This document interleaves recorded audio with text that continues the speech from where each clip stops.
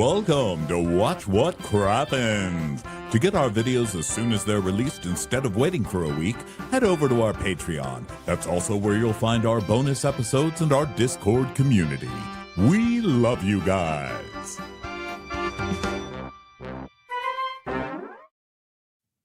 Hello and welcome to Watch What Crappens, a podcast about all that crap on Bravo that we just love to talk about. I'm Ben Mandelker, and joining me today on this big old Friday, it's Ronnie Karam. Hi, Ronnie. How's it going? Well, hello. Hello. Well, guess what? We're just a mere 3 weeks away from the Golden Crappies. That's on February 27th at the Fonda Theater. Not a lot of tickets left. I'm not going to lie. But you can join us, even if you're not there physically. You can join us virtually because we have partnered once again with Kazooie to do the live stream. So go to watchwhatcrappens.com to get your tickets to the live stream of the Crappies. And the good news is that live stream is available for 2 weeks after the show as a replay. So even if you're got plans, you're going to a wedding or something, or like traveling, you can go check it out. So that's going to be again at watchwhatcrappens.com. That's also where you'll find a link to the ballot for round one. That voting is underway at the moment. So exciting to see everyone's choices coming in.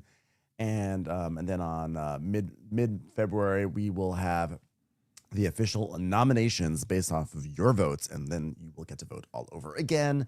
So go check out that link at watchwhatcrappens.com or on our social media at watchwhatcrappens on Instagram. And then over at Patreon, it's a whole other party going on. We have weekly bonus episodes. We will be talking about last night's episode of the trailers right after today's episode, of which we're going to recap Beverly Hills. And we also have a newsletter and ad-free and video. So it really is the full Crappens experience. So do what you want. You know what? You can do as much or as little as you want. But you know what? We encourage you to do the most. Okay? Sorry. But today, we are pivoting over to Real Housewives of Beverly Hills, which I'm going to just say it.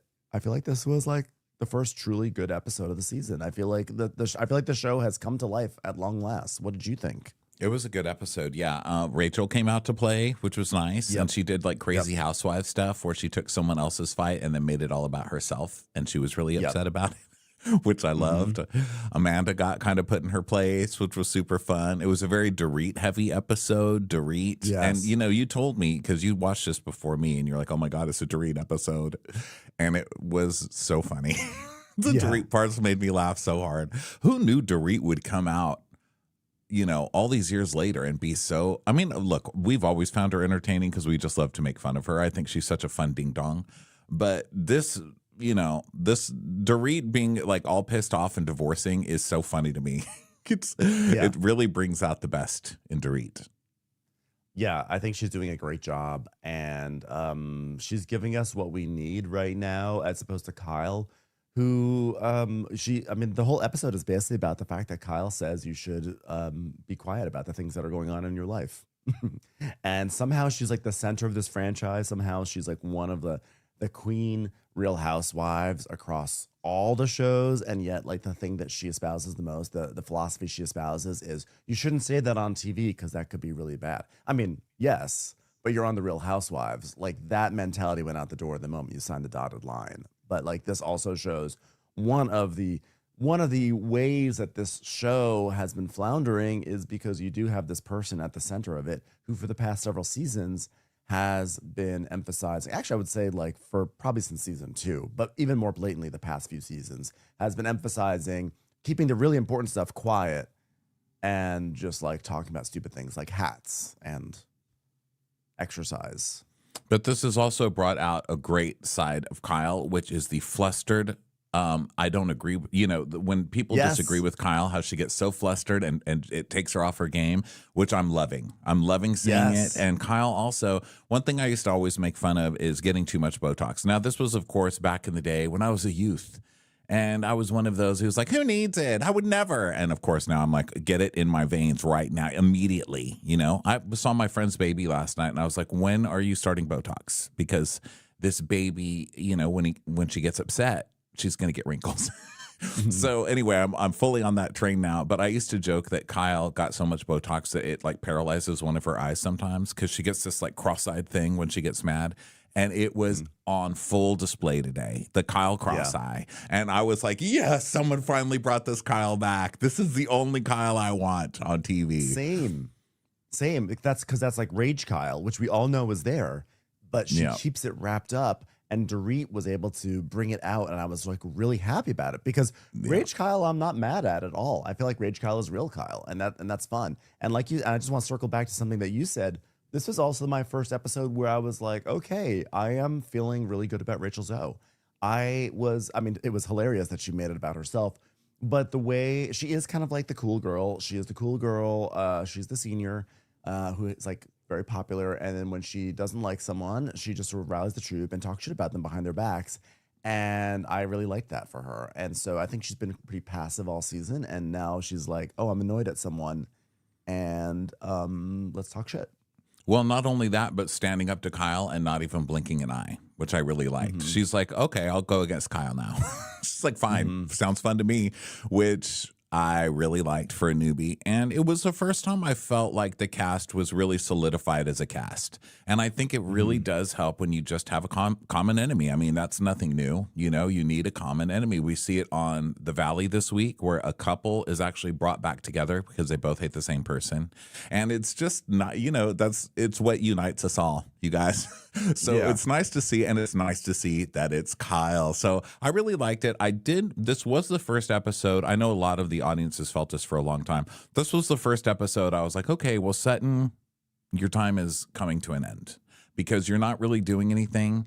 And it's to the point now where everybody else feels very united as a cast, and Sutton seems kind of off on the sidelines. And I've always really enjoyed Sutton, but I think it might be Sutton's final season. I was thinking that last night. I was like, let's bring back Sutton Strack and get rid of Sutton Brown, because Sutton Brown is not doing it for me. She's just on the corner doing nothing, being very quiet. And I like what was maybe the point of the season, maybe why it has slow start, was everyone just waiting for Sutton to pop off and be crazy. Was that what was going on? But either way, I mean, the Dorit and Kyle clashing has become one of the more compelling aspects of this show, because those are two girlfriends who have totally different fundamental views of what it means to be a girl's girl. I think we all believe that Kyle is wrong. Kyle is like the shittiest girlfriend, and she tries to actually make herself seem like she's the best girlfriend, and she's not. But yeah, Sutton has been very retiring this season, and that's not good. It's also a nail in the coffin of the Fox Force 5, which we have been waiting for years, and it's finally happening. They're finally breaking up, and I love to see it because they've been holding on for a very long time. I mean, Dorit and Kyle had some issues last year, and so it started to kind of get shaky. You know, there have been issues in it, but it seems like it's finally going to break up, and we're going to have room for new alliances and stuff, which I love. I watched this with friends last night, and they hadn't even watched the season. They knew who everybody was because they've watched it, but they haven't caught up with the season. And they were even engaged, you know, and sometimes it's tricky watching this stuff with friends who aren't watching because they criticize it, or they're like, how could you watch this crap? And they were like, oh, wow, you know, Bose has a point. And why is Bose like, what is this powerful person saying things like, but how can I keep the man if I don't have the baby? You know, it's nice hearing it from other people, you know, around you. So even they were engaged. So you know what?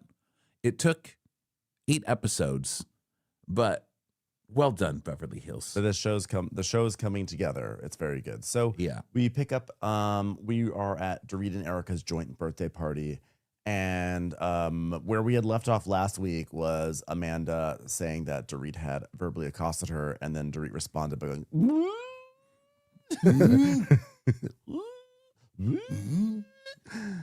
So we sort of come back to that moment where she's like, I'd like to have a conversation with you, Amanda. She goes, well, I need to be able to go to a dinner party and not be verbally accosted. I think that's the word. Woo, woo, woo. That's what I'm learning. Whoa, woo.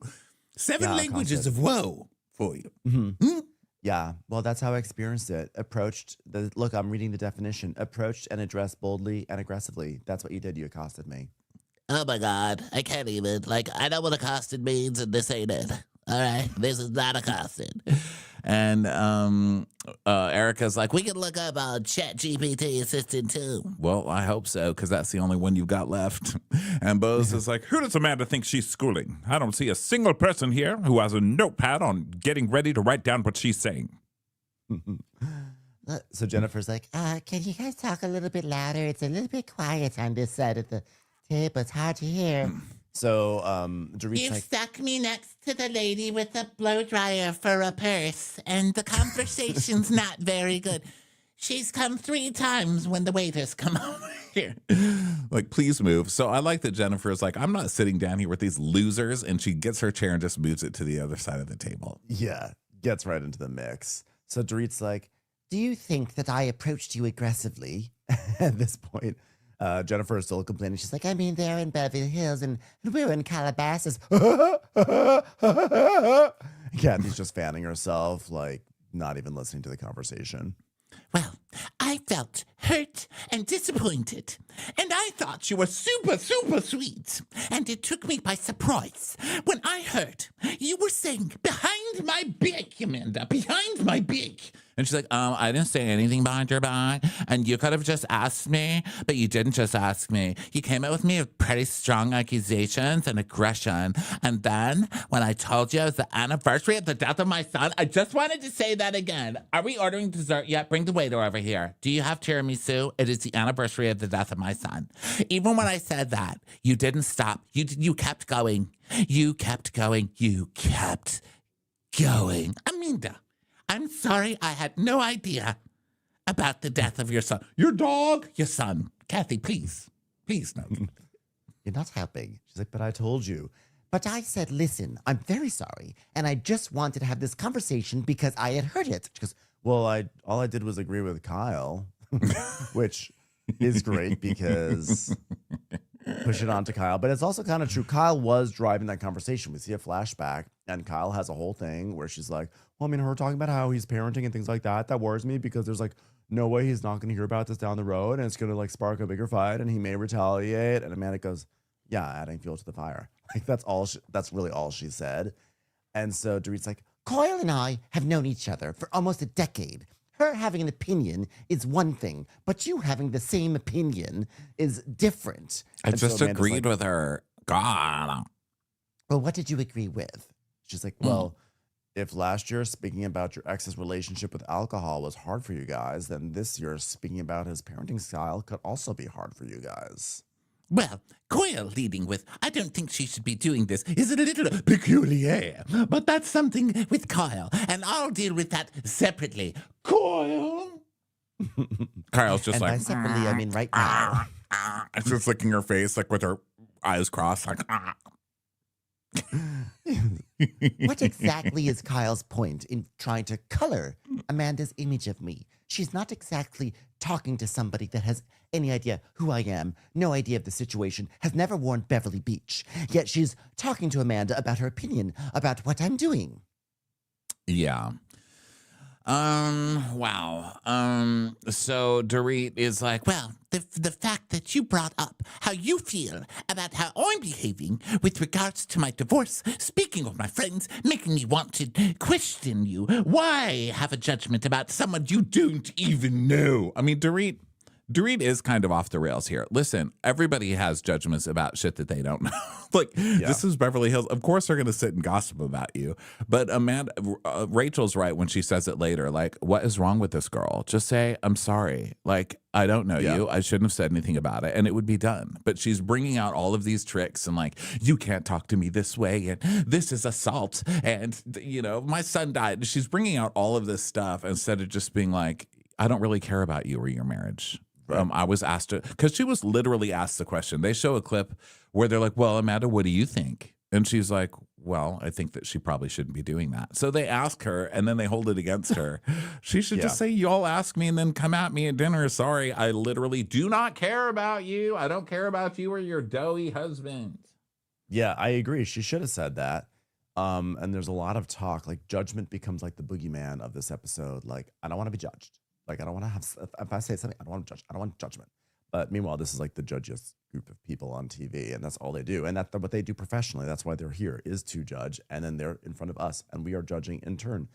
But yeah, Amanda should have just owned it and moved on. But also what I can't stand about what Kyle is saying, and this actually comes up, and actually Dorit, I believe, clocks her about this later, is this whole thing of like, oh, don't say something. Don't poke the bear. Don't poke the bear, because if you say too much, he'll get angry and come at you. And it's like, well, how about he doesn't poke the bear too?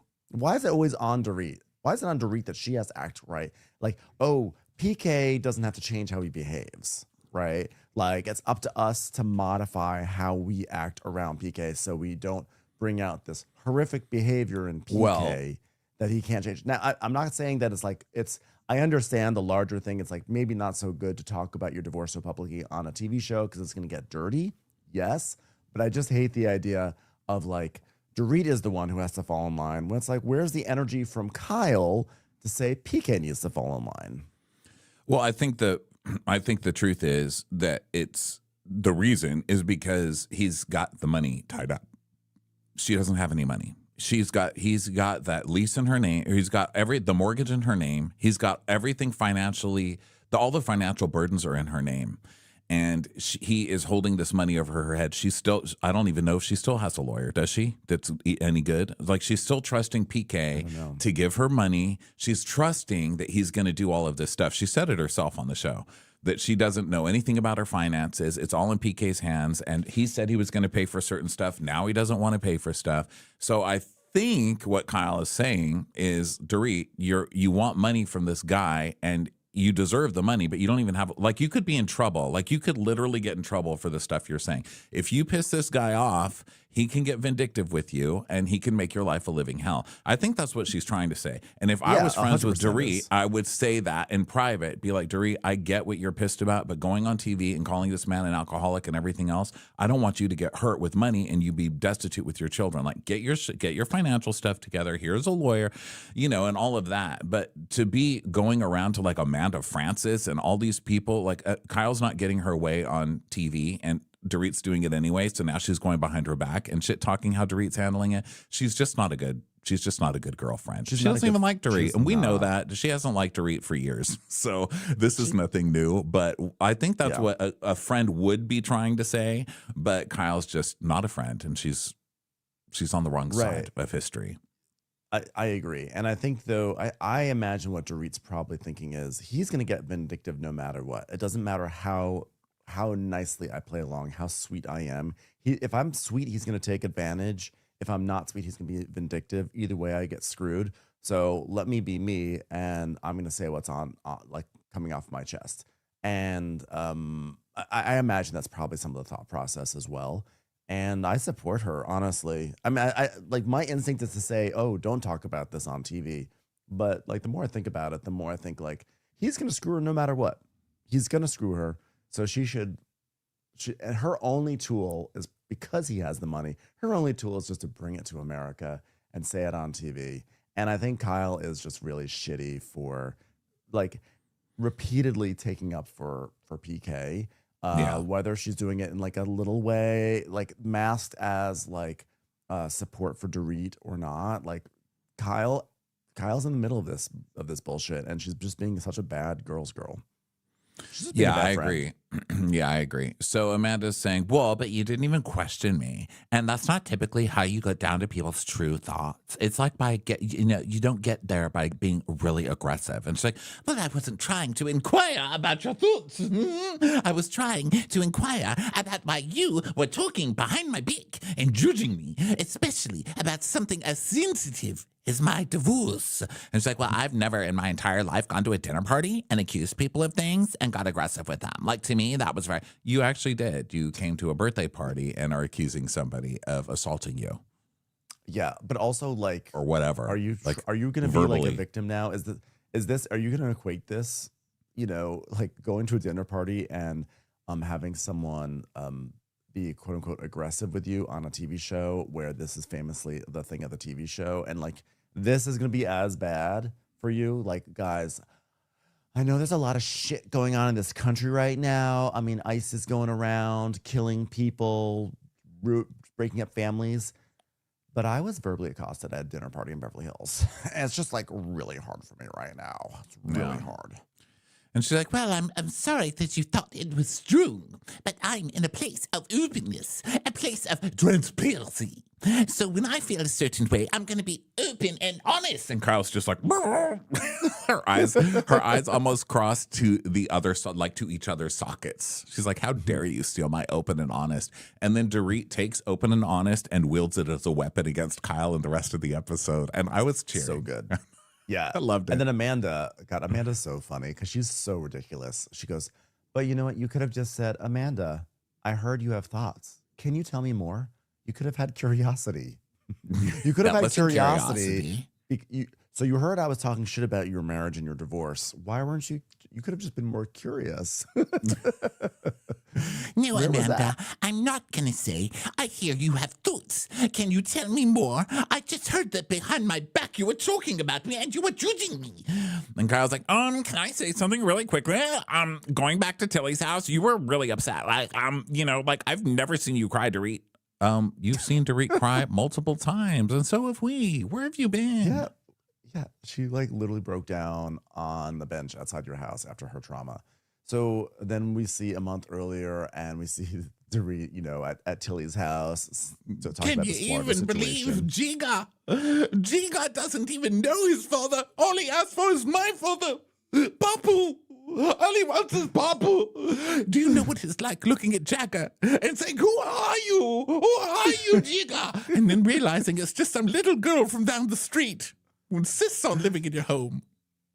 Dorit, you had very strong words and that night about PK, which is understandable. And I'm saying which is understandable in a way that sounds more like I'm saying you're a crazy bitch, but I'm okay with you. But it was understandable. Well, what strong words did I have, Coyle? Well, when you asked, like, I don't remember all the things. I just know that you had like strong words. Like, that's it. Like strong words. Like, strong words. Well, if you can't remember the things, then don't say things like that. Don't say words. Don't say strong words. I had strong words about what I was going through, Kyle. Okay? Okay. Fine, I'm going to make my case for America. So, America, the things that Dorit is saying about PK now is going to come back to him. And this legal advice is sound because I'm wearing a tie. I'm basically a lawyer. So then, she's actually appearing on the new season of Lincoln Lawyer, by the way. There was a clip that was going around where she like shows up at like a lawyer's office late at night. She's like, hi, so I'm like looking for like a lawyer. Could you help me? Ha. That's basically the long and the short of it. Stop. Everyone. She can't let go of ER still. Yeah. What are you trying to say, Ronnie? Oh, PK had a post today. It was like, I would never shit talk the mother of my children. I would never speak badly about the mother. Oh, please. You're never even there. What are you talking about? Be quiet, PK. Be quiet. So, Kyle's like, I mean, it doesn't take a rocket scientist to figure out that he may not like what you're saying. Why poke the bear? So I don't know, like that's the thing that like rubbed me the wrong way. Like I get the logic, obviously, if you have a vindictive ex with the money, he's gonna like come at you hard. But for some reason, I want her to poke the bear. The bear, it's a slow moving bear. Well, it's entertaining to us, and it's not really even a bear. It's like poking the doughboy. Like, what are you going to do? You're going to poke the bear, and this is what's going to happen. You're going to hear this. That's it. How? It's the Peaksbury doughboy. How? So Dorit's like, don't twist things, Kyle. She's like, I'm not twisting. I'm saying I don't recall exactly. Well, you are. But then if you don't recall, then you really shouldn't be positioning it that way, Kyle. She's like, well, okay, Dorit. Okay, Dorit. And Kyle starts doing that thing where she starts cocking her head because she's like angry. She's like, I'm going to make a point. She does like the little bobblehead thing where it's like, yeah, she goes, she like crosses her eyes and like doings her head back and forth. And Dorit's like, well, the way that you positioned it is not a nice way to position, and it's not actually true. She's like, well, now you're just splitting hairs because that's what Coyle, I'm not splitting hairs. For me, it's the difference between a really big deal and nothing at all. Goyle. I love that. Splitting hairs for you, but not for me. And Kyle's like, do you remember I said you would, do something? Remember I said you would? I'll let you finish that sentence because I don't really know where else to go with it. Do you remember I said you would do something? Going back and forth, and then the music's like dun dun dun. She goes, "Well, when you and I had dinner, and I said to you, I don't think it's a good idea to like bash the father of your children. Why do you think I said that, Dorit? Why?" And she's like, "Oh, do I remember that? Is that your question?" "Yes." "Well, you've not only made it a point to say to me at least a dozen times, but you're clearly actually sharing it with a lot of people. So I can remember clearly, Coyle, clearly." Oh, yeah, because Kyle, I forgot, when she goes, "Do you remember?" She goes, "Do you remember?" And they added like an echo to it. What, "Do you remember?" Yes. Remember? So that way when Dorit said, "So yes, I do remember," and I went, member. I was like, oh, get in there, audio engineers. They're like, add some medium room to that. Okay. Cathedral? No, medium room only. Let's not overdo it, guys. Okay, this isn't TLC. We just need medium room. So she's like, "Well, when you and I had dinner, yeah, I told you that, Dorit." And she's like, okay, Dorit, you can calm down now. Maybe you should let somebody else talk. Okay, maybe somebody else should talk now. That's so old. It's boring. It's like, well, I only had concerns because I don't want it to be more complicated for you later because I actually care about you.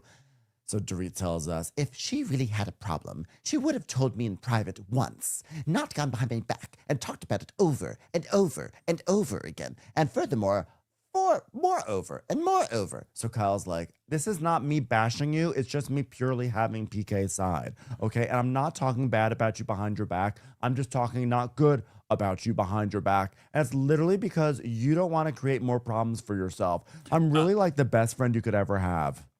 Can I just say something? It's Rachel here. It's really fucking hard in these moments not to speak how you feel. Thank you, Rachel. Rachel to the rescue. Yeah, because like I'm just being really fucking honest right now, because I understand that in a perfect world we take the fucking high road every minute of our lives and smile, and I've done that for a really long time, and I've worn feathered caftans the entire fucking time. And here's the thing. Amen, sister. Speak it to the choir. Dorit just cheering before she even knows what she's gonna say.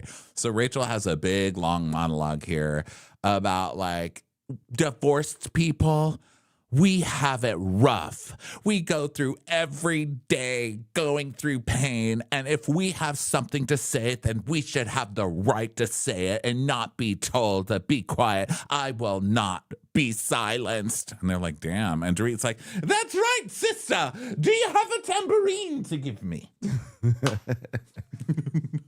Like, there's like fucking moments when I'm just like we just need to vent. Like, I think that I just need to say my things to my people. I need to like cry into a Poochie scarf, you know? And like, I don't think like that you should do that or whatever. Like, I don't want to be judged, okay? Because it's like our friends. And even if they feel that way sometimes, don't tell us that like right now, because we feel so fucking shitty like right now anyway. Yes. So that's all I'm saying. And Rachel's basically, because there were like headlines about her and her divorce that day, and she'd wanted to keep it private, but it got out anyway, which, by the way, once again, just goes to show you try to play nicey-nicey, and then guess what? The other side screws you over no matter what. So Rachel's like, if you can't like be like open, if you can't vent and be like open and honest and vulnerable and like chic and truthful and authentic and like dead with your friends, then your people, then like, I don't even know what a friendship even is. Oh, and by the way, honey, let me tell you one thing. Goyle, what you have kicked off and started is what's really going to come back and kick me in the ass. And Kyle's like, you need to calm down. What are you even mad at her? You're mad at me? You're mad at her? You're mad at the situation? Like, what have I even done? Like, you're not even mad at us. You're mad at your situation. And she's like, oh, I was like, really? So now you're going to do the same thing that Sutton did. Sutton, that's right. You're getting the Cockney, Sutton. Sutton did this to me. Sutton's like, what did I do? I'm Sutton Brown. Sutton Brown doesn't know anything. Okay? Sutton Brown just got here. Sutton Brown got a letter from the Pope telling her she had to change her name. That's all I know. Sutton Brand's just at the end of the table, just white knuckling it while I look at everyone drink their second drink, and I have to pretend like I don't drink that much anymore. And we see a flashback to, you are not angry at me. You are angry at your life. And Dorit's like, life sucks right now, and I've got zero tolerance for bullshit. So, by the way, I agreed with what Sutton said last year, and I actually agree with what Kyle says this year. Dorit is angry at her life right now, but also that's allowed. There's nothing wrong if you can't vent about your life in the space of like a very well moisturized person. Then, like, what are even friends? So Dorit says, I'm allowed to have emotions, especially in these situations. And Kyle's like, yeah, and I'm allowed to have emotions too. And we're all allowed to have opinions about things, okay? So now suddenly Kyle has backed off from, like, hey, I was just trying to help. I was just trying to say this. And now it's like, we're all allowed to have opinions. So Dorit's like, so should I be saying to you, calm down when you have emotions? What about that, Coil? She's like, you can if you feel that way. Crazy face. But I don't. Well, I mean, that doesn't mean I will. I mean, come on. And she's like, but because you know what, Kyle? It minimizes your feelings in the moments. She's like, but you seem very angry and aggressive right now. Well, thank God. When Rachel actually stepped in and took the pulpit, I'm shocked that didn't land for you, Kyle. And you didn't say, you know what? Rachel has just become a preacher. Maybe it's me. Dorit's right on this one too. I love her. She's like, look, the clothes rack over there in the corner, who hasn't said anything all season long, finally speaks up, and you still don't even listen to her. Mrs. Roper finally came Mrs. Roper finally came unmummified to say something, and you didn't even listen to that. I'm so vulnerable over here. So Dorit's like, Coil loves to talk about how she has no issues with Mo, not with finances or communication. So maybe that's why she's having such a difficult time understanding why I'm sharing what I'm going through. You know, PK is venting to his friends, Mo and all of his friends and family. Is he protecting me? Is he protecting me? And that's exactly right, because PK is definitely talking up a storm. But just tried to keep the children from me. Yeah. So, yeah, he is doing all of that. Well, it's not on TV, but it is in a way, because he's going to tell Mauricio, Kyle. And then Mauricio's saying it on TV to Kyle. So, yeah, you know. And Kyle's like, don't put words in my mouth. What words did I put in your mouth, Coil? Well, if you let people, like, if you keep saying, like, we can't let people talk. I mean, let people fucking talk. Why can't we talk then? And so Kyle's saying, you know, Mo's saying completely opposite things from what you're saying, okay? And I didn't speak up that night at Tilly's on purpose because I don't want to be like, well, you know, I don't want to be standing up for PK. You know, I didn't see anything. I came to you later privately and I said, I don't create more problems to yourself. And Dorit just points, she's like, Michelle. And Kathy's like, I don't know what we're talking about, but this is a fun dinner. Cal just goes, grow up, Dorit. Oh, is it okay? No, because I just want to make sure I'm giving you a chance to speak. Is it okay? Because Dorit's doing this whole thing where she's like, I can't like she's acting now. Like she's in Beetlejuice. Okay, like, you can speak, Kyle. You can speak. She's like, am I allowed to say something? I'm biting my tongue. Oh, come on, Dorit, grow up. So Erica's like, Kyle talking to Mauricio about Dorit and PK is 100% keeping Kyle in the middle, which is correct. And the best thing Kyle could do for she and Dorit's friendship is to stay out of their divorce. I promise you, Kyle, the more you talk to Mauricio about Dorit and PK, the worse it's going to be for you and Dorit. And I Erica Kyle knows this. Erica Kyle has knows this eye makeup today. It's like multiple like colors of silver overlapping on her eyes, and it looks like when you start unrolling a tin of anchovies. I don't know how else to explain it, but I was like, wow, I can't stop. Okay. Every time they showed it, I was like, why do her eyes look like anchovy tins? Why? It was cool, though. Whatever technique that was. I hope everyone starts doing it. How sophisticated. Can we have some wine and get some crackers? Should we call Allison Roman? It's like you have a robot and you can't get their eyes open, so you just start kind of jamming, like trying to roll back the metal. She's like, oh, Kyle, trust me, Kyle.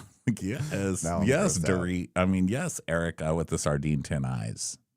Hello there, I'm Bosema and I'm here as well. I believe that Kyle has your best interest at heart. What you are saying is you are willing to assume the risk of speaking publicly about what is happening, and everyone has to accept that. It's like, thank you, Bose. Dorit's not an idiot. She knows when she says this stuff on camera. She's aware. She's not dumb. And she's chosen this path. Oh, wait a second. Natalie Fuller has something to say. I can't believe somebody just said Dorit's not dumb.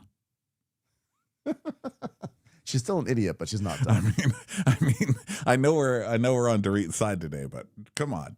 It's a wacky Friday, Freaky Friday. It's a crazy Friday. And yeah, Natalie's down at the end of the table. She's like, wow, really good birthday party. Am I right? Be quiet, Natalie.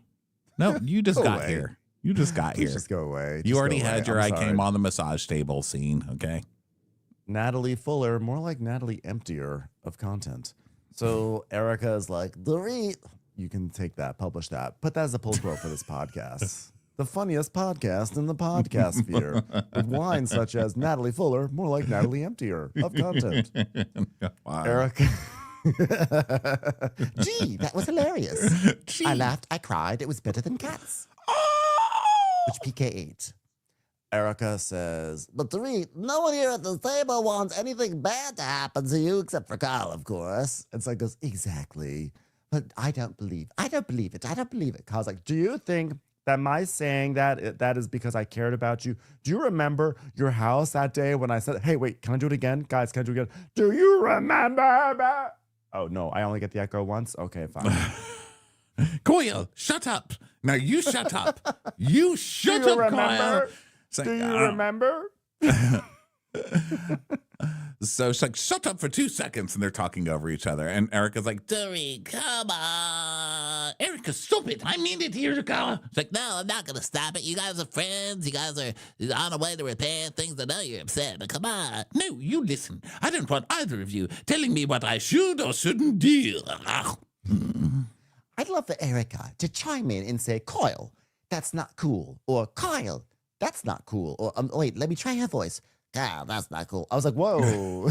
She did like a perfect Erica voice. she did. She did. She did. Kyle, that's not cool. When things are happening in my life, I showed up to Tilly's very broken. Very, very broken. Do you want me to show up pretending like everything is fine, Kyle? Do you? I have a fundamental problem with them referring to Jennifer Tilly as Tilly, or every time they refer to her house as Tilly's, only because all I can think about is the stupid store. Me too. The store that sells like skating shorts and everything. Yes. And like stuff for tweens. And she just has to be referred to as either Jennifer or Jennifer Tilly. But like every time they're like, when we had that conversation at Tilly's, as we were looking at surfboards and hoodies with graphic designs. I couldn't can help but feel specifically unsupported. remember being in parachute pants at Tilly's talking about this. When I was looking at checkerboard vans at Tilly's, I felt, Kyle, you're not supporting me. And then I remember saying, whatever happened to Gadzooks? hi, Amanda Francis here. It's clear to me, based on some of the dynamics tonight, that this is a communication style that I'm very not used to. I mean, even had it not been the anniversary of Zion's death, which by the way, it's the 5-day anniversary of that night. Just stop. I Just still stop. would have liked She makes to have me been crazy. She is so ridiculous. What is, I mean, I still like, how do you describe this therapized sort of talk, this therapy talk that she speaks in? This is something that, like, there's got to be a better way to call it than therapy talk, right? Like, it's like a formalized, it's not nonsense talk, but the way she uses it, it just It's feels like pop psychology Instagram meme talk, you know? It's like everything she says could be words over a really hot guy in underwear being like, yeah, I had my protein today. Yeah. Because like the concepts they're not like unsound in terms of sense of like, it is good in life to draw boundaries. It is important to have things like self-care. I don't know, but like the way she uses them, as like an escape valve or escape hatch out of a tough situation is just like hilarious to me. And like, yeah, so she's like, well, even if it hadn't been Zion's death anniversary, I still would not have appreciated it being approached that way. And Buzz is like, oh, okay, well, here's the thing, Amanda. You can't be in charge of how people want to respond. And so that's an adult thing to understand. I was like, oh. That's an adult thing to understand. And everybody's face like pulled back, like, damn. That moment needs to be getting more attention by people because that was such a read in that moment. Like for her to say that's an adult thing to understand was so brilliant. Yeah. And Amanda's like, but like you don't ever set boundaries with people around how they can and can't speak to you. And she's like, well, how am I going to enforce that? That sounds crazy. You can't walk around the planet thinking everyone's going to agree with you. She's like, in my 40 years of life, which is just a reminder that I'm younger than all of you old biddies, I have never left a dinner party crying. I'm like, well, have you been living? No kidding. What kind of life do you lead? I'm not even on these shows. I've left plenty of dinner parties crying. Of course, it's usually over like a lack of some kind of a dessert or having to do all the dishes by myself or something like that. But still, cry. Movie. Yeah. Oh, and so she says, I've never left a dinner party crying. And then Dorit, out of nowhere, goes, But I thought you ran away from a cult. Did you not have dinner parties to cry at in the cult? Weren't you in some sort of crying dinner party cult? Because I've seen the documentary on Nixium, and I specifically remember people crying after dinner. I watched that one, what was it called, Wild Wild West, where they all went up to the mountains and had dinner and cried afterwards. You know, cult things. Clearly remember ladies in LuLaRoe leggings crying over camel toes after dinner parties. But aren't you a member of Scientology? Get it if you think about it, it's wordplay. Shut up, Emptier. I'm not listening to you. Natalie, that's the last time I used one of your jokes. She sent it to me on a little piece of paper folded up in the shape of a vagina. So the music gets really tense, and Amanda's like, yeah, I did run away from a cult. And Erica's like, Dorit, we're not supposed to bring up people's cult belongings at dinner. Dorit. Come on, I'm Erica Jane, and even I know that. Come on, Dorit. Dorit, that's supposed to be for a different dinner party. Come on, you're churning through our content. no, I'm just curious.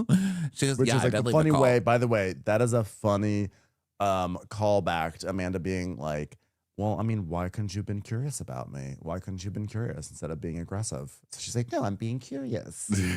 Yeah. I did leave a cult. I mean, it just doesn't sound right. Dorit. And Amanda's like, what does a cult have to do with anything? This woman disrespected me, and on the anniversary of my son's death, I can't. She needs to stop. Can't. Why are you making me laugh? This is I know this is something that is so heartless to even be when someone says that there should be no laughter even near the room. So it's not even making fun of that. It's just that she's just so blatantly and grossly wielding it as a weapon at this point. Yeah, it's just so gross. We're laughing at the gross personality trait of the person, not the son dying. So she's like, and now also, by the way, I'm sorry, but this sentence is also wild. This woman disrespected me and my son on the anniversary of his death, and now she wants to bring up that I'm in a cult. I'm sorry. Okay, I might be heartless for laughing at the ridiculousness of that all. So now what? You got me. I'm heartless. This was hilarious. Well, how are these words all being put together in a cohesive sentence? Totally. She's just scraping the bottom of the barrel for anything she thinks is going to make me look bad. And Jennifer Tilly's like, Oh, a cult? What kind of a cult? Now we're talking. and Amanda's like, that's a whole different story. Okay, we can go into it if you want. And Jennifer tells us, oh, yeah, I knew she was in a cult. I Googled Amanda, just like I Googled everybody in this group. I mean, I know the history of Amanda. It's all out there. It's on Reddit. Even the people in the group that are saying, I never Google any. Please, you Google people. It's like Meghan Markle saying that she never Googled Prince Harry before. Girl, please stop, Meghan. Just stop. Meghan Markle catching a stray out of nowhere.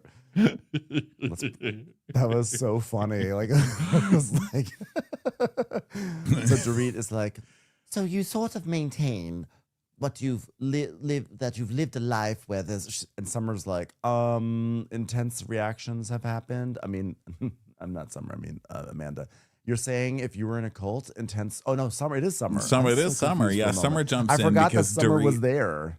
I Yeah, was like, Summer. Summer jumps in because Dorit can't quite make her point of why she brought it up now. And so Summer helps her out. She's like, so yeah, Rose's like friend. intense interactions have happened. You know, you're saying if you were in a cult, then intense interactions would be happening. So you would be used to intense interactions now, right, Dorit? She's like, Well, I don't really know who this woman from someplace else is. I forgot your name, dear. But I would imagine that there's far worse you've experienced than what happened the other night. Far, far, far worse. And by the way, I do enjoy your work, Carol Leifer. So Amanda's like, Can we please order Amanda some Kool-Aid to drink? She loves Kools. so Amanda's like, I'm not saying it's the worst thing that ever happened to me. I woke up. You're said saying 40 it years was the of your worst life. thing that happened to you in 40 years of life. Okay, let me finish without accosting me. Okay, let me finish. Knocking woke on up. Heaven Gate's door. Am I right? Amanda? I'm just gonna ignore that, okay, because the cult is very serious. I woke up about every 30 minutes all night long with my heart beating so fast, like so fast, and my body interpreted it that evening as a physiological threat. Girl, you just had some really salty food. It's called blood pressure. Bose goes, girl. It's so funny. My heart was beating fast though. I woke up every 30 minutes with my heart beating fast, and Amanda's like, "Why are you shaking your head at that?" It's like, well, I mean, your expectations of not having confrontation in the way that you don't like is unrealistic. And Erica's like, That's true. That is true. I can't stand people who get confronted by, who try to control the way people confront them anyway. Right, so should we roll the footage from about 4 or 5 years ago on this show? No kidding. So you need to understand that, and you need to accept that. It's like, but there can be disagreements without conflict, and they all start laughing. And Erica's goes, No, they can't. No, they can't. no, but you disagree, and like you sit and you speak about it, like you have the intention to like really hear each other, and there's not a huge conflict, and the music gets really tense, and Bose just goes, "Girl, what are you talking about?" how in this human experience?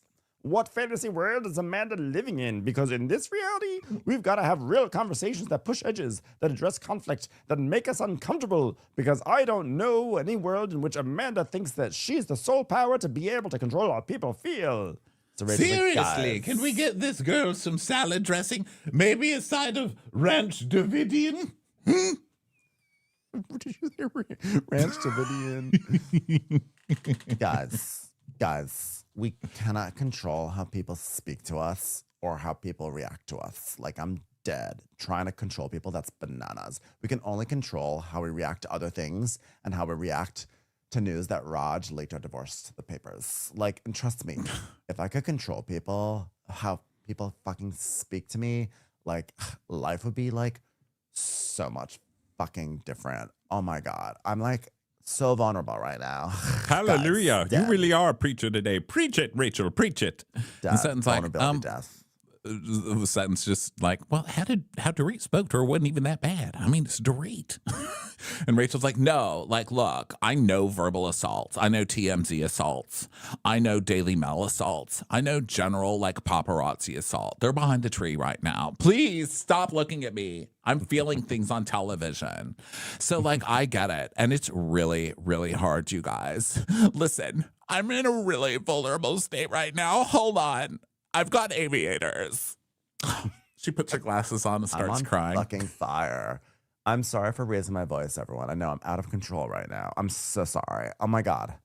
I know I can't stop screaming. I don't know what's wrong with me. I'm out of fucking control. I'm so vulnerable and dead with vulnerability. I'm a big banana and I'm out of control. Like, you guys, I'm like trying to come from a place of like being grateful. I mean, I have adorable sons, even though one really likes e-bikes. And like, it's great. I'm rich. Like, I have Chanel. Like, I look at the Chanel in my closet and I'm like, at least that makes me smile. But it's like really hard, you guys, to hear people judging people when I am sitting here in feathers. I really try to stay in gratitude and strength all the time. And sometimes it just causes a strength crack. And you know what I say to that crack? I say, basta. Basta, crack. Get out of here. Basta. Oh my God, are you crying? Let me see your eyes. Let me see them. Oh no, she's crying. Look what you did, Amanda. Look what you did to Rachel Zoe.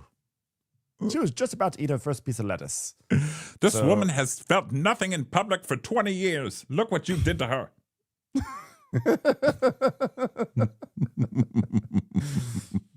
It's funny because Rachel Zoe basically says the same stuff that Amanda's saying when Rachel Zoe is like, I just try to stay in a place of gratitude and forgiveness. And it's like she's just speaking in the same way as Amanda, but like with Rachel Zoe, I'm like, yeah, sure.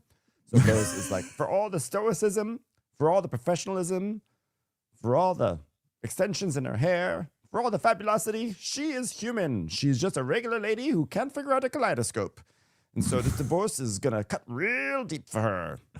So now Rachel and Bose and Dorit all go outside so Rachel can cry. And Rachel is saying, I'm so sick of holding shit together all the time.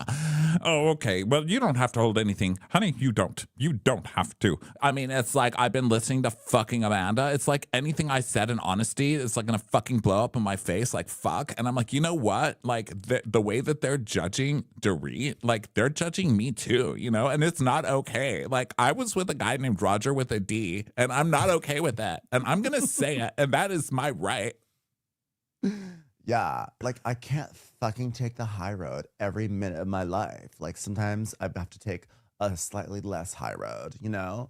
But you don't have to. It's like sometimes like you just fucking need a break. And I break in my closet, and I break in my bathroom, and I break in my bathroom that's in my closet because I actually love my closet so much. I have a little bathroom on the side, but I never do anything bad in there because like who would want to go to the bathroom in their closet, right? But I like look in the mirror there. It's like amazing. And it's like, I call it my cry bathroom. It's like I break to my sister. I break to my Chanel. I break to the bottle of moisturizer that I know that Caius is going to use when he goes to camp. Like it's like I break all the time, guys. You guys, I make like 100 decisions a day between my life, my kid's life, my work life. Like at some point, you're just like paralyzed. You're like paralyzed. You're paralyzed with exhaustion. You're paralyzed with feathers. You're just fucking paralyzed. And I'm sick of it. And sometimes you just got to break in your closet. Just at least surround yourself with Chanel.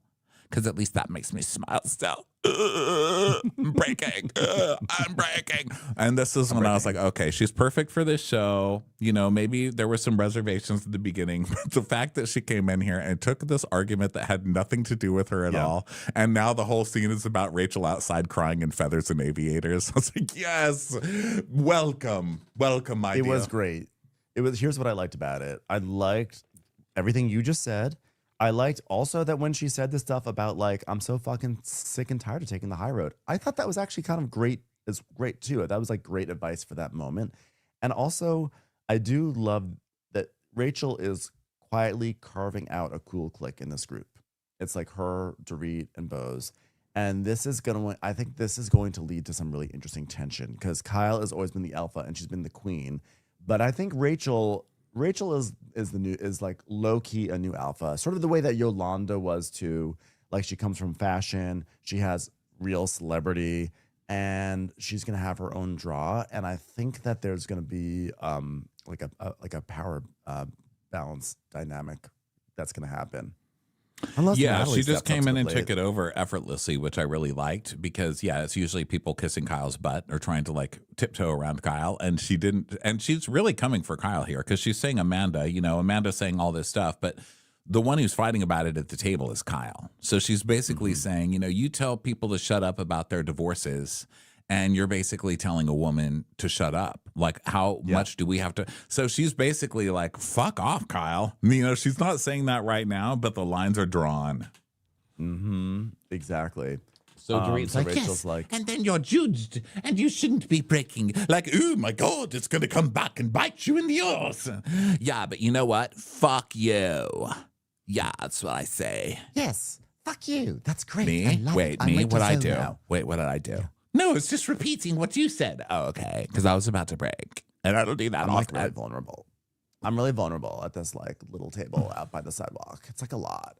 Well, then why are we worried about the judgment? God forbid you actually don't hold together everything every fucking 2 seconds. Yes, yes. You don't have to tell me. I know that. I live it. That's what I always tell. You know, it's hard enough to go through a separation, divorce, grief, and hold it together, and I had to put on a brave face for my daughter while I grieved for her father. That's right, Amanda. My card is coming soon. You just wait. Talk about your child one more time. I'm going to bring out the big guns. But for me, a lot of the outlet was having my friends who would not judge me, who allowed me to cry, who allowed me to scream, and who also gave me the grace to be able to do it in a way that was comfortable for me. So Kyle's like, it's just like one step forward, two steps back. It's like right now, like I just can't deal. Like, God, am I DJ Scat Cat now? Am I right, guys? So she's saying, like, I'm trying to help my friend and she's in a negative place and I just can't do this with Dorit. Like, if she's going to act like this and I just can't do it, I need to see her change. And so now the waiters come over with the birthday cakes because let's not forget, this is a double birthday party for Erica and Dorit. Mm-hmm. So Jennifer's like, oh, wait. Put it back in the kitchen. The girls aren't here yet. and Kyle's like, no, I want to eat. And she's like, Oh, okay. Well, I'll get her. This was so mean. See, this is Dorit's birthday, and Kyle's like, no. She's basically saying she went outside to have a moment, so she doesn't get to be there for her own cake to be like for the candles to come out. Like, I just thought that was like, this is why Kyle's not a girl's girl. You know, look, she like would not let the cakes wait for the birthday girl to come back. yeah. And so Erica's like, Well, I hated this night, to be honest. It was annoying. I was looking cute. so outside Jennifer comes and she's like, Well, hello. It's me, your human tortilla warmer. Listen, this is probably the wrong time, but Kyle brought out the cakes and she wants you to come blow out your cake. And Rachel's like, yeah, no. I mean, I love everybody at the table, but no. I mean, cake's disgusting anyway. Who does that? You know what I'm doing? Today I'm breaking and I'm saying, fuck you, cake. There, I said it. Yeah. It's like I'm already having my own cake. It's a cake of vulnerability because I'm like so vulnerable right now and I'm like breaking in the cake. I'm a cake breaker. So meanwhile, inside they just sing without Dorit in there. And then everybody leaves. Everybody starts leaving.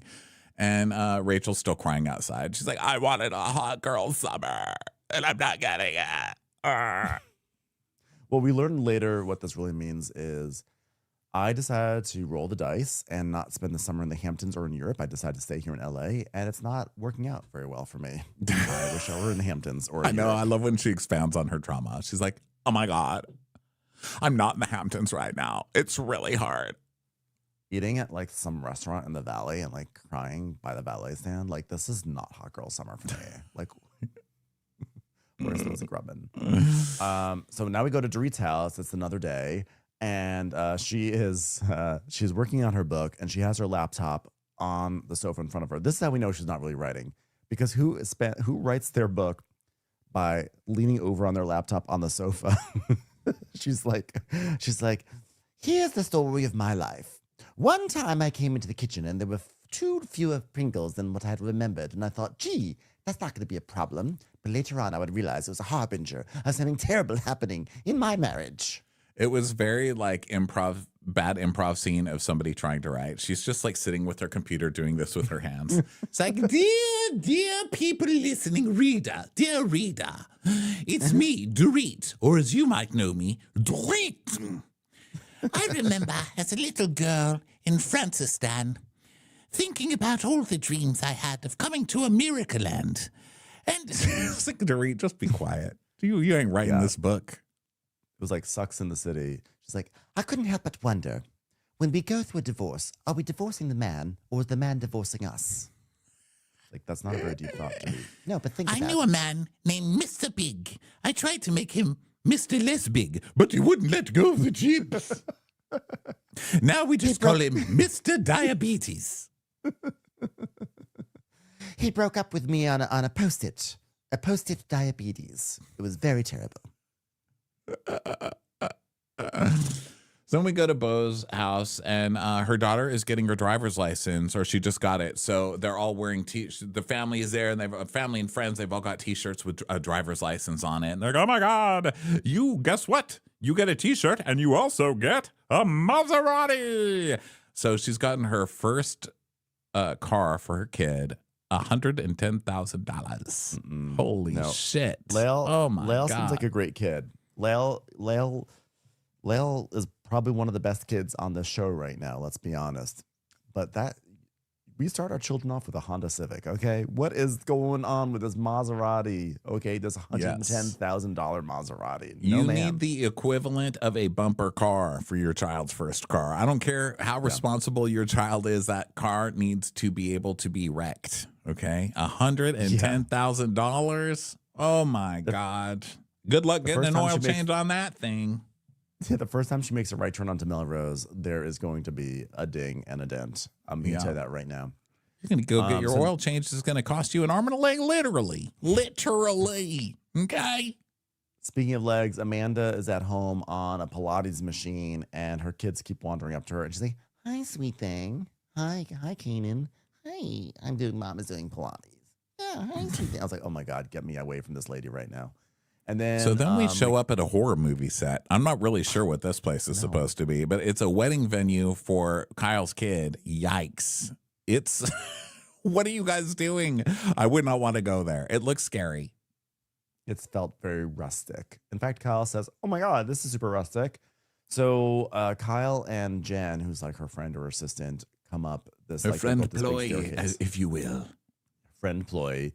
They meet this lady, Chloe, who is like a creative director, and there's Nicole, who's a wedding planner. And Chloe's like, welcome, it's a special place. We're just saying, you don't even feel like you're in LA at all. I mean, who wants to be in LA, right? Just full of disgusting, fake, stupid people clinging on to their childhood successes of being on stupid shows like Little House on the Prairie, am I right? And Kyle's like, okay. That's what she loves about it, though.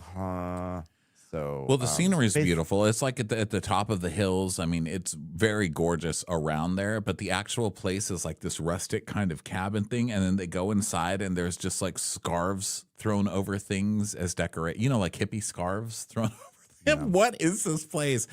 How could you be looking at the China you were looking at and then having this be the wedding place? This looks like a Manson, speaking of cults, this looks like a Manson family set. Like, don't get out, run. Yeah. So Kyle's like, well, she was going to get married in Aspen, but it was like too complicated for a multitude of reasons. Basically, Bravo was like, we're not going to pay to move everyone there to film the wedding. So she wanted something with this vibe. So, rustic and ranch vibes, kind of like, I guess what's the word I would use? Poor vibes. So like that, you did a really good job with that. And Chloe's like, we have alpacas. Oh, great. Multiple animals shitting. That's great. That's great for a wedding. Yeah. Pooping alpacas. Seriously. Don't they spit at you too? Although I love an alpaca. I'll say I do love an alpaca, but I love more a home goods alpaca, like the stuffed ones or the statue ones or the lamp one. I think the real ones, they spit at you or something. They do. I have a picture of one spitting at my friend Jane. Basically, I went with Michelle Collins. Michelle Collins and I and Jane, we went up to my friend's place, and my friend had like a little alpaca farm. And so I took a picture with the alpaca, and then Michelle took a picture with the alpaca. I'm like, Jane, take a picture of the alpaca. And Jane was like, I don't want to take a picture of the alpaca. Like, go take a picture. So Jane's like, okay, fine. So Jane went up to the alpaca, and just as I snapped the picture, the alpaca spat in her face, and you literally see her hair being blown back. It was like I got the exact shot of Jane getting spat on by the alpaca in her face. Well, may Kyle be so lucky to get that picture at this wedding. So they're kind of looking at it, and the daughter comes, Alexia comes. She's like, hey, Mom, love the play. It's a really cool play. And they're making fun of her for sending her invites out via paperless post. And Kyle's like, oh, my God, Kathy won't even know what that is. I'm like, she's not even going to see the invitation. Yeah, that's crazy. So guess who walks up? Bravo's favorite. What's the equivalent of like a photo bomber, but like with TV shows? TV bomber? Teeth bomber. Hey. Mauricio, hey, this is not going to be the last time you'll see me here on Bravo today. Get ready for the Valley Persian style. Oh my God, this is amazing. I love it. Oh, we're going to be partying all night in this room. It's just going to be me with a bunch of bracelets and a necklace and an earring, DJing and hanging out with hot girls, right, guys? Hey, guess what? I've got news. Not only am I going to be on Bravo 18 times this week, but I'm a DJ now. So line up, ladies. Line up. Get ready. I love DJing. Yeah, well, now Dad's taking DJ lessons, so that's great. He's taking DJ lessons. I can't. I didn't even know No. DJ lessons were a thing. Don't you have a YouTube? God. The Oh my DJ God. lessons in LA must just be a bunch of 50-year-old dudes with really bright teeth. Like, yeah, hey, match it's that cool. beat, baby. Who Yeah. wants to hear some Rob Thomas and Santana, guys? Here we go.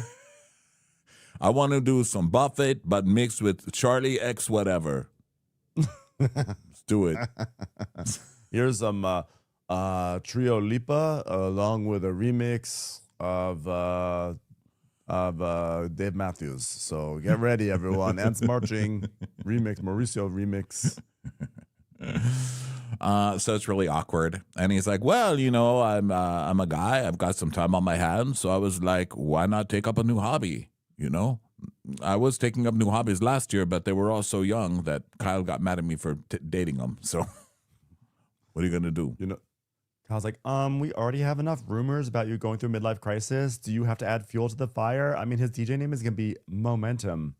And she laughs, but I'm like, is she making fun of him or is he really going to be called Momentum? Because I know, it can I go either believe way it. for me. I know. I actually believe it. Yeah. So they look at the venue. I really don't care about this wedding, so I'm going to skip through it. So if there's anything you want to talk about, go for it. I'll support you. Nope, just that Mauricio was there, and he's That was it. embarrassing. Mauricio's the DJ. I think we extracted the juice from that fruit. Okay, so we're at Kathy's house now, and Kathy is, good Lord. I mean, she's being waxed over. She's being emoliated. I mean, she's getting all the fluids sucked out of her and Yep. re-put back in with other fluids. Her face looks complete. I don't know if it's been scrubbed. I don't know. It's very smooth. It's pulled. Her lips are pulled so far back that she looks crazy. And these little frown line things are going like this. They're making like a mustache thing. And I'm just saying all that to point out that I fucking love this woman and she needs to always stay on the TV. I know, she's great. So Rachel comes over. She's like, honey, I'm home and I'm vulnerable. And Kathy's like, oh my God, are you going to get a drip or a shot? No, I'll do a shot. Like, I don't do drips. I don't have good veins. My veins broke. They're just broke. My veins are crying right now. Kathy's like a very unique person. In some ways, she like reminds me of my mother. It's just so sweet and supportive. Like, I can't. Like, I remember a dinner party being like, where's Kathy? And she was like, on the table. And like one of the girls was like, she's at the caviar. Remember like a few days ago, she like ate the caviar that I put out? Like, was that like not the most funniest story? Like, oh my God, wait, hold on. Let me call my son. Hey, Kai, Kathy Hilton came over. I put out caviar and then she ate it. I know. Hilarious. She got a right? little bit on her dress. I mean, icon. Like, would anyone but Kathy Hilton get caviar on the dress? Like, seriously, dead. I'm And then deader we're than like, that fish egg. So dad. And then like we served dinner afterwards and she's like, I can't even eat dinner because I ate so much caviar. I was like, iconic. Dead. Hilarious. So Kathy's like, I was really worried about you the other night. Like, yeah, it was interesting. Like, basically, I saw Page 6. I saw US Weekly. I was even on Netflix. Like, I turned on Netflix and they were like, have you watched Rachel Zoe getting divorced? I mean, what the fuck, Kathy? Like, I can't. I'm like, what's happening? Like, in my mind, I'm like, I'm doing this as meditation, Kathy, intentionality, quietly. Like, so it doesn't happen and my kids don't have to hear.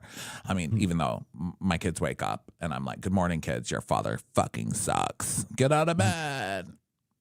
I just don't want Caius and Sky to find out. I'm like really upset. So then the nurse comes in to administer shots and everything. Which is like, sorry, I just have bad veins. Just pass it along. Just let everyone know. Rachel's always got bad veins. It's just We're doing burden. Niagen today. Niagen IV. I have to look that up. What does that do? I don't know because I can't get it because I got bad veins. But honestly, Kathy, while Ronnie looks this up, let me tell you something. I just was like not myself to begin with. And then I was like down at the end of the table, like with the stupid people, you know, and like that was weird. And Dorit's like getting judged for breaking up this group. And I think it's just like a breaking point for me because I need to know that I'm like not being judged because I can't be judged. Do you know? Some people have judged me for my bad veins. It's bananas. I like have no veins. Like, seriously. I don't even know if I have any blood. So I don't want to be judged. And Kathy's like, I think what I'm hearing is that you want some support. It's like, yeah, I want support. So what I'm saying is like, guys, you judging me? Are you judging me right now? Like, am I not safe to speak freely here? Nothing had to do with you, Rachel. None of this had to do with you. And she's on like her second day now. She's like, I cannot. These bitches are judging me, Kathy. I don't think it's that we don't want or value other people's opinions. I just think everyone in this group, whether they agree or not with how she's handling it, they just need to be like here and they just need to hold her and cheer for her. I wish I could do that, but I have bad veins, which means my arms basically don't work. They're just like two floppy ropes.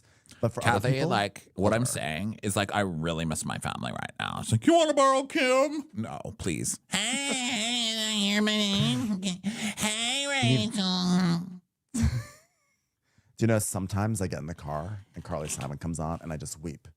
Because when she says you're so vain, I'm like, no, I have bad veins. Hey, why is the coat rack talking about Carly Simon? All right, Kim, go back to your box. She I'll doesn't tell you want what's you. coming around again. Michael Myers. See you in the next Halloween. Oh, wow. Didn't even understand that. You know, Kathy, maybe you'll understand. You know, I'm always in the Hamptons all summer and in Europe. And the Hamptons and Europe at the same time. Half of me is in one place, half is in the other. It's somehow an optical illusion that I'm My there. body is in the Hamptons, but my veins are in Europe. But like obviously working on like in LA this summer, and by working I mean shooting this TV show with stupid people, it's just like new for me. Like it's weird. Like it just feels like everyone left and I'm just stuck here in like the lame table. And I'm just like, I'm broken. I'm breaking in LA. Do you think it's affecting your mental health? She goes, it is. Like, actually, like, I need to, like, laugh. I mean, that's what you do in the Hamptons. I need to, like, be in the Hamptons. I need to, like, laugh. And, you know, like, I mean, I know. And have a hot girl summer. Yeah, I mean, look, it's not the south of France, but, like, it's as close as we're going to get right now. And, like, meanwhile, like, what are we doing here? It's like the street that has no names. Like, people are even here in the summer. Like, this is crazy. I feel like I'm in purgatory, Kathy. Help me. Did you know there's like a thing called the Hollywood Bowl and it happens like all night during the summer and there's like traffic? Like it's crazy, this city in the summer. I've never even seen it before. I mean, we bowl here in the summer. I can't. Why is everyone lining up to go bowling in Hollywood? Silly. So then we go to Bose's and we have Ben's favorite. What's happening with the IVF, guys? So Bose is doing her scene. We just saw this on Married to Medicine with Quad. And she's doing her scene where she finds out how many eggs she got, how many eggs built houses or whatever it's called. And the eggs did not build houses, which is really sad. This really bugs me, though, this storyline. And it's because I really like Bose a lot. And I hate her saying things like she said here, where she's like, but what about Keely? How am I going to keep Keely? It bugs me. Yeah. That's that's my thing. Like it really, I hate that there's this sense of like, oh, if I can't provide a baby for Keely, like where do we go from here? It's like no, like that's okay. Like, you know, obviously you want to have this idea of what you want to have for your future, but like if he can't love you without a baby, then maybe. I think it's fair for somebody to want a baby. You know, like if Keely wants a baby, that's totally fair. But don't date a 50-year-old person and then pressure them into having a baby or you're out of there. Fuck you. You waited forever too. It's not like it's not like you made this decision in the right time either. So fuck off. And I don't like seeing her talk like that, you know, getting so almost insecure. And I also don't like the whole I'm having a baby for a man kind of thing. Like this will fix it. It's giving me icky vibes. Well, I don't think there's anything wrong where like if you love someone and you know this is something that would make them happy, that you want to do something because you love, you know, that's I think actually one of the weird things about love is that you actually want to do things for other people, you know? But what I don't like is the doubt that like if I can't do this, then like, you know, what might happen? Like that should not be the issue here, and that to me is very sad. Well, I think having kids, you know, and I guess she wants to have kids too, I guess, but it just seems like she wants to have kids for the guy, and I want that's how it's coming better for off, her. Yeah, it's coming off that way, and I don't like maybe it. She can clarify on the reunion or something, but it's coming off like she's doing it purely for him, and that if she doesn't do it for him, then their relationship may not survive, and I think that's shitty. But now we go over to Jade in Beverly Hills. Well, it didn't work, by the way. It didn't. The eggs weren't.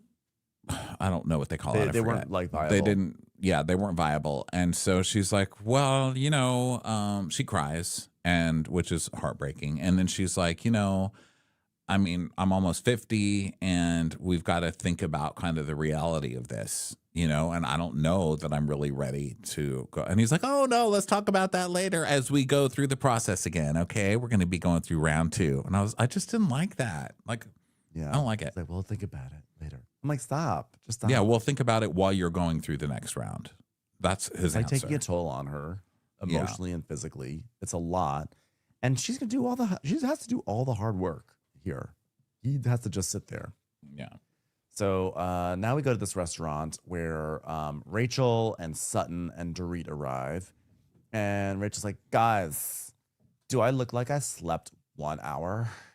Because I did. I slept 1 hour. I kept getting woken up in the middle of the night with my veins. They were trying to fight someone because they're bad. They're bad veins. No, you don't. First of all, where did you go? And Sutton's like, wait, oh, she's telling Sutton, like, where did you go, Sutton? And Sutton goes, where did I go? What are you talking about? And then we see a flashback of Dorit saying, well, I've heard it said behind your back, you're judging me. and she says, Sutton's the one who told me Amanda was talking behind my back, and she's the one that started the shit show, and then she didn't even say anything at the dinner. Mm-hmm. And Sutton's like, well, you know what? Like, let me tell you what she said about you. She's concerned that you're talking too much about the divorce and that it might come back to bite you. So Dorit's like, but instead of calling Amanda out for lying, she was radio silent. And, Sutton's like, but you're very strong and you fight your own battles well. And honestly, I was just trying to count to 135 and before I got my next beverage. Okay. So I really wasn't listening to what anyone else was saying. Yes, but I didn't want you to fight my battles. Not at all, Sutton. Not at all. Which I'm saying to your face when behind your back I'm saying she should have fought me battles. And Rachel's like, right. Well, she had an opinion and she said her opinion, and that's that.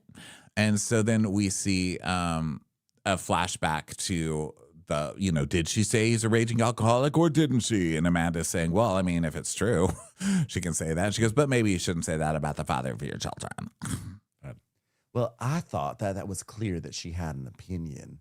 Well, was it a loud and strong opinion? Because she basically is playing down like, Dorit, you're taking this too far. This was nothing, though. There's like a nothing thought. Yeah, well, she had her own opinion about it because they're talking about Amanda, obviously, Amanda and Kyle. And Rachel's like, yeah, but I have to say, it was pretty fucking ballsy to punt it to Kyle last night. I'm like, it wasn't that ballsy. It was like a pretty obvious thing to do. I think that's like what you do, like when you're getting shit for stuff that Kyle started. So, I mean, let Kyle deal with it.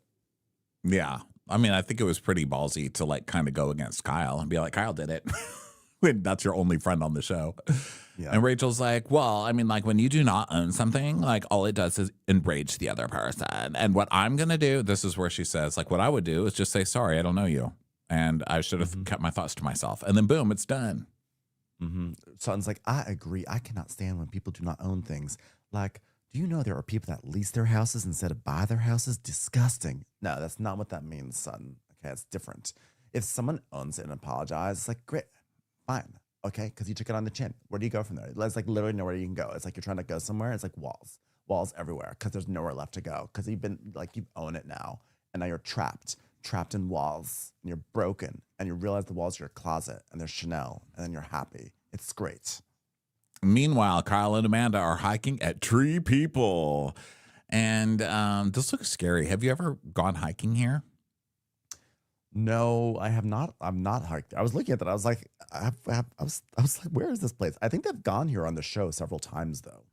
It looks terrifying. It's like you're on this path, but then on both sides of you is just a very steep drop. It's like there's only the road. And I got scared because I'm a clumsy person. So you're safe, Ronnie. I was scared. Of course, I would never get that high anyway. Who are we kidding? So, they're talking about the perfect weather, and Kyle's like, oh, yeah, and you did really a beautiful job on the house, by the way. That's why I sobbed in the other room and cried that you turned Portia's desk into a bar. Great job. Yeah, the way you got rid of my iconic checkerboard floors that I stole from Kris Jenner and my sister, like that was really great. Like I'm totally happy. I'm really happy right now. It's really wonderful.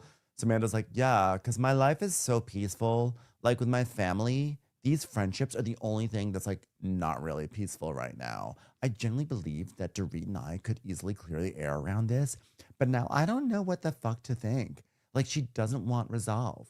She doesn't want to understand. She doesn't want to see where each other's coming from. She doesn't want to know about how I woke up every 30 minutes with my heart beating fast because I was having a physiological reaction to the way she was accosting me at a dinner party, which I'd never experienced before in my life. And Kyle's like, yeah, I was annoyed with that whole thing. She didn't show up for the second half of the after show filming. Because you know how they film one chunk of it and then they film another chunk in the second half of the season. She just stopped showing up, so they replaced her, which is a sign. Everyone's like, oh, did she quit? Did she quit mid-season? Nobody knows. But Kyle's like, yeah, that was stressful. I was annoyed. And she's like, yeah, the energy she was directing at me, like she switched it to you and then switched it back to me. I mean, that's like nuts. Well, my frustration with Dorit is like Bose could say the exact same thing that I said and she would have a completely different reaction than she does if I say it. And we do see a flashback of Kyle being like, saying about the Florida thing, like just go to Florida and like you'll deal with it. And then Dorit's like, you don't understand. And then Bose is like, well, go to Florida and then you'll deal with it. Thank you, Bose. No, because the difference was Kyle was like, if he wants to go to Florida and stay in a hotel, then he can do that, and then your kids can go with the parents or whatever. And Dorit got mad and Bose said, no, let him do whatever he wants, but make him, if he doesn't want to let the kids go to Florida, then make him be the bearer of bad news. So her point was like, you don't have to be the bad guy in this. You do whatever you want to. Don't tell the kids anything. And if someone is going to disappoint the kids, let it be PK. Well, either way, even if they did say the exact same thing, it would be totally justified for Dorit to be okay with what Bose says because Bose is coming from a place of like genuine support. And so it's in the larger context of that relationship. Whereas with Kyle, you don't really know if she's supporting. And it just like you're going to be on edge because Kyle has squandered whatever social capital she has with Dorit. And so therefore, everything's going to be taken with a grain of salt with her. And Amanda's saying, I mean, you told me you experienced him as a good father. So like I could see how you'd be conflicted. Yeah, well, she's not the wife in that relationship. So what the fuck does she know? You've experienced him as a good father. Did PK raise Kyle? Yeah. Well, regardless of what I know or don't know and all that, like I still stand by the fact that it's smart just to not put the stuff out there, which I think like she's so angry. She like just doesn't even care because Dorit is completely blindsided to any help or advice that I want to offer her as a friend right now. And I don't know if there's a way to get back on track until she's in a better place. And I don't think she's open to that. And I think she's too angry right now with everything. So Kyle is casting Dorit as the unreasonable, angry, hysterical person. And Dorit is angry for sure. But Kyle also is just completely taking like her responsibility of the responsibility.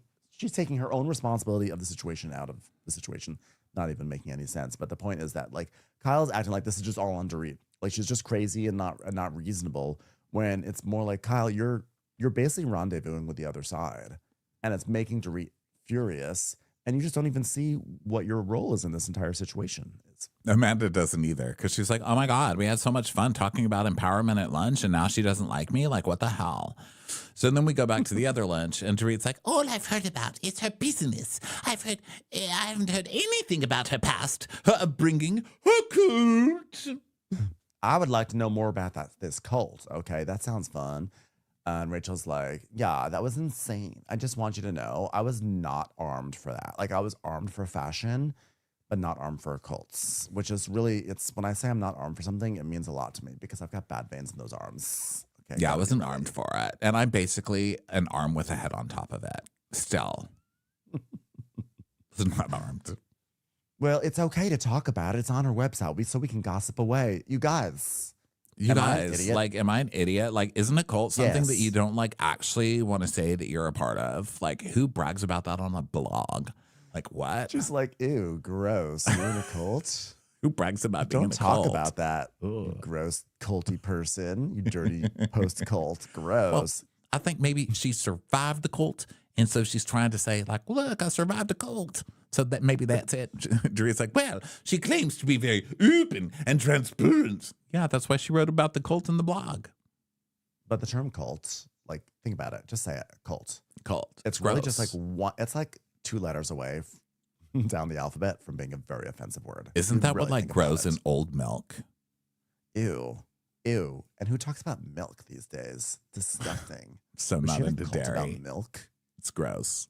Dairy cult. And Sutton's like, yeah, it's not a good thing. Cult. Look, I just said it. It sounded like a curse word. Ew. And Dorit's like, Well, something is amiss, and I would like to know and understand the munda, because it's not what you see, it's what you eat. At the end of the day, you get nothing for nothing. at the end of the day, you get arms for arms. And that's what they say for the life of the armless. That's it. Ew, cults. Just thought about it again. This is a process of gonna roll out like who she really is. And I think like we have the right to ask those questions. Like, let's see who the fuck she is. Like, here's a question.